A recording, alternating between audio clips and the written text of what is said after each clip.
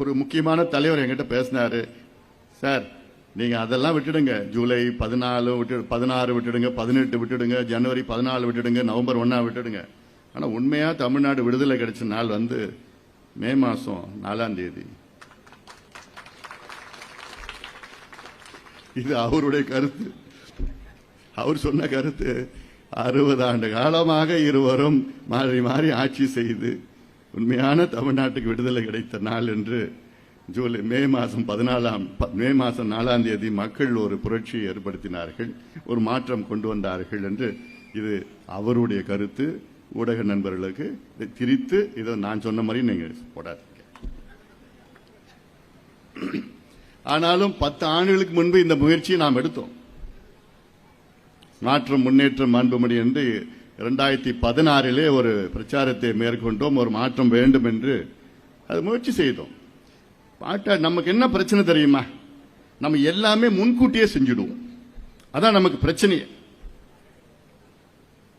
30 ஆண்டுகளுக்கு முன்பு மது ஒழிப்பு, மது விலக்கு, மது ஒழிப்புன்னு மருத்துவர் ஐயா அவர்கள் பிரச்சாரத்தை மேற்கொண்டார். அப்போ ஒருத்தர் கூட மூச்சு விடல. ஐயோ மதுவா, ஒரு கட்சி கூட மூச்சு விடல. ஆனா அப்பவே எது வந்தாலும் பரவாயில்ல, நாங்க மது விலக்கு கொள்கை, மது ஒழிப்பு என்று தொடர்ந்து போராடி போராடி போராடி இந்த தமிழ்நாட்டில் உள்ள அனைத்து கட்சிகளும் நாங்களும் கொள்கை அளவில் மது விலக்கை நாங்கள் கொண்டு வருவோம், ஆதரிக்கின்றோம் என்று அந்த அளவுக்கு அத்துணை கட்சிகளும் இன்று முடிவெடுத்திருக்கின்றார்கள். ஒரு சிலர் இப்பொழுது திடீரென்று மதுவை ஒழிக்க வேண்டும். நாங்க 30-40 வருஷமா பண்ணிட்டு இருக்கோம். அதான் நம்ம பிரச்சனையே. அதுதான் நம்ம எல்லாமே முன்கூட்டியே எடுத்துட்டு பண்ணிட்டு இருப்போம். 25 ஆண்டு காலமாக உறுதிமொழி எடுத்துக் கொள்கின்றோம். நாம் என்ன, தமிழ்நாட்டில் உள்ள இளைஞர்களை போதை பழக்கத்துக்கு ஆளாகக்கூடாது, விவசாயத்தை மேம்படுத்துவோம், கல்வியை மேம்படுத்துவோம், சுகாதாரத்தை எப்போ 25 ஆண்டு காலமாக இந்த உறுதிமொழியை வெள்ளை சீருடையிலிருந்து இளைஞர் சங்கம் சார்பில் எத்தனையோ நூற்றுக்கணக்கான உறுதிமொழி கூட்டங்களை நடத்தியிருக்கின்றோம். அதேதான் ஒரு மாற்றம் வேண்டும் என்று 10 ஆண்டுகளுக்கு முன்பு நாம் முயற்சி பண்ணோம். அப்பொழுது ஜெயலலிதா அம்மையார் ஒரு பக்கம், கலைஞர் அவர்கள் ஒரு பக்கம் இருந்த காரணத்தால் மக்கள் நம் மீது நம்பிக்கை அன்று வைக்க முடியும். நம்முடைய பிரச்சாரம் வெற்றி பெற்றது. மாற்றம் முன்னேற்றம் அன்புமணி என்ற பிரச்சாரம் வெற்றி பெற்றது. நாம் வெற்றி பெற முடியவில்லை. ஆனால் அந்த பிரச்சாரத்தை இன்னைக்கு பண்ணியிருந்தா வேற விதம். ஆனாலும் அது அரசியல் சூழல்கள்.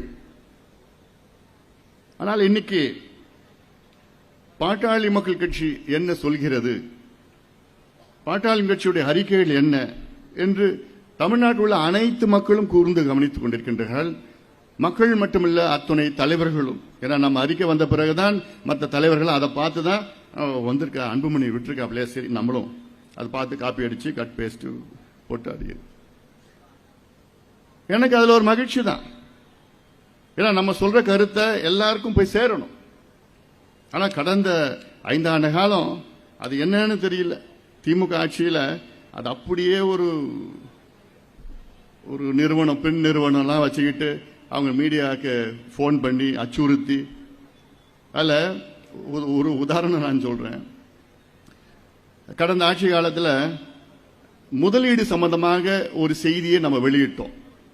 பொய் முதலீடு என்று ஒரு புத்தகத்தை, ஒரு ஆவணத்தை நாம் வெளியிட்டோம். அதுல என்ன, திமுக சொன்னாங்க 12,16,000 கோடி முதலீடு வந்துவிட்டது தமிழ்நாட்டிலே, தொழில்துறையிலே, தனியார் துறையிலே என்று அவர்களுடைய பொய் பிரச்சாரம் மேற்கொண்டார்கள். அதை முறியடிப்பதற்காக ஒரு புத்தகம், ஆவணத்தை வெளியிட்டு அது பொய் முதலீடு, ஆனால் உண்மையிலே வந்த முதலீடு வந்து 98,000 கோடி தான் வந்தது, 12,16,000 கோடி வரல. அமைச்சரவை கூட்டத்திலே 1,60,60,000 கோடி தான் அனுமதி பெறப்பட்டது என்றெல்லாம் சொன்ன பிறகு இதை வந்து டிவியில ஒரு நிகழ்ச்சி, ஒரு தொலைக்காட்சி வந்து ஒரு நிகழ்ச்சி நடத்திட்டு இருந்தாங்க. 1/2 மணி நேரம் செய்தி. அது இது செய்தி லைவ் புரோகிராம். இந்த செய்தி வெளியிடக்கூடாது என்று திமுகவுடைய முதல் குடும்பத்திலிருந்து ஒரு நபர் அந்த தொலைக்காட்சியினுடைய முதலாளி, ஓனர், அவர்கிட்ட போன் பண்ணி மிரட்டி, இந்த புரோகிராம் நீங்க பண்ணீங்க அவ்வளவுதான், உங்க டிவியை நாங்க கட் பண்ணிடுவோம், அவ்வளவுதான், உங்களை ஒழிச்சிடுவோம். உடனே அந்த ஓனர் ஓடி போய் அந்த புரோகிராமை நிறுத்துறாங்க. எந்த அளவுக்கு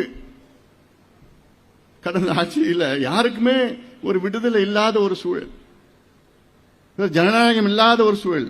ஊடகம் என்பது 4வது தூண் ஜனநாயகத்தில். அவர்கள் தான் ஆட்சியில் யார் இருக்கின்றார்களோ, அரசியல் என்ன செய்கின்றார்களோ, மக்களுக்கு என்ன பிரச்சனையோ அது மனசாட்சிப்படி அது வெளியிட வேண்டும், பயமில்லாமல் அதை வெளியிட வேண்டும். அவருடைய கடமை அது. 4வது தூண், the 4th pillar of democracy என்று சொல்வோம். ஆனால் அது 5 ஆண்டு காலத்திலே அப்படி ஒரு சூழல் இல்லை. இப்பொழுது அது மாறி இருக்கிறது. இப்பொழுது அத்தனை ஊடகங்களுக்கும் இன்னைக்கு தைரியமாக செயல்பட்டுக் கொண்டிருக்கின்றால் அதை வரவேற்கின்றோம்.